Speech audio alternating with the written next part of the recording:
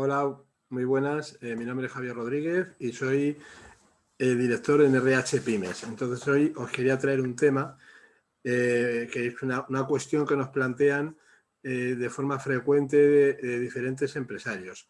Trata sobre cuando establecemos un variable, qué proporción o qué cantidad tiene que significar ese variable sobre el salario fijo.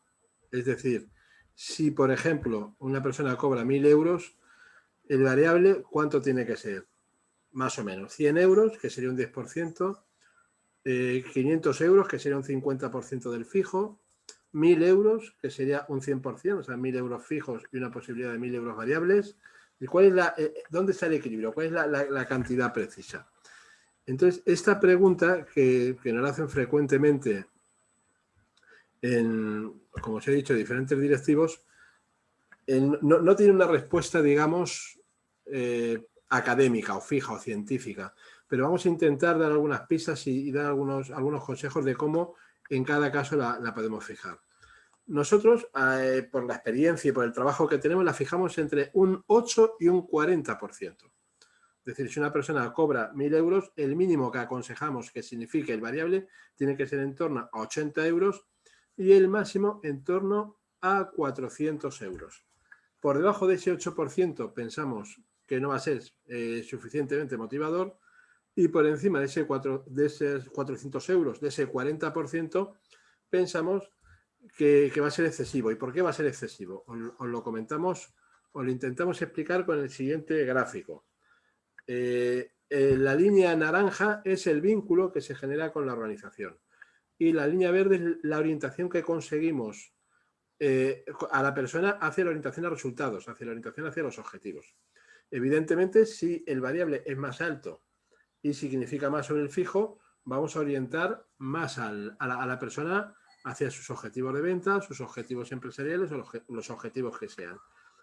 Pero llegar a un punto en el que tampoco porque aumente mucho esa proporción de variable va a aumentar mucho más esa motivación. Sin embargo, hablamos siempre de porcentaje, no hablamos de cantidades. Sin embargo, el vínculo, que es la curva naranja, conforme aumenta la proporción de variable, va descendiendo.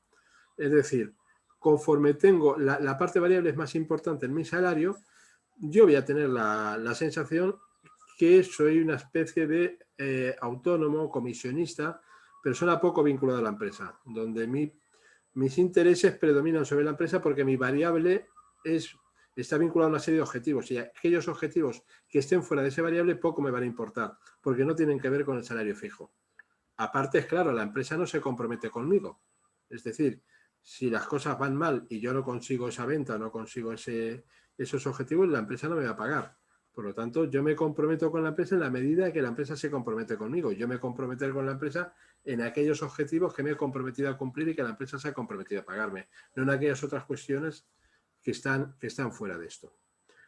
¿Esto qué significa? Que encontramos que hay un punto de inflexión, un punto donde se conjuga esa orientación que queremos que tenga la gente a resultados, esa orientación hacia los objetivos, ese fomento de esa ambición por hacer cosas y a la vez lograr ese vínculo, ese compromiso hacia la empresa más allá del resultado, entendemos que está más o menos en un punto medio que estaría aproximadamente entre un 25%, un 30%, una cosa así.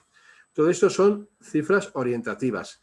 Y para cada empresa, para cada tipo de cultura, esto puede variar. Simplemente esto queremos que tengáis claro cuáles son las reglas del juego y cuál es el marco de actuación. Y que cuanto más aumentemos el variable con respecto al fijo, es decir, cuanto más disminuyamos el fijo con respecto al variable, menos vínculo encontraremos. Y cuanto más aumentemos el variable, más orientaremos a la persona hacia ese objetivo y más le haremos trabajar sobre ese objetivo. Pero tenemos siempre que conjugar ambas cosas. Y hay un tema más que me gustaría destacar. ¿Qué pasa cuando tenemos salarios fijos tremendamente bajos, pongamos 800 euros de fijo, y salarios variables tremendamente altos, pongamos 3.000 euros, por poner un ejemplo? Nadie con 800 euros mantiene una economía familiar, aunque haya dos sueldos en la casa, como suele ser habitual, la mantiene de forma razonable. Y además, si yo estoy cobrando todos los meses 3.800 euros, lo lógico es que me adapte a vivir no con los 3.800, digamos, para lo que son los gastos diarios, pero sí al menos con 2.000, 2.000 y pico euros.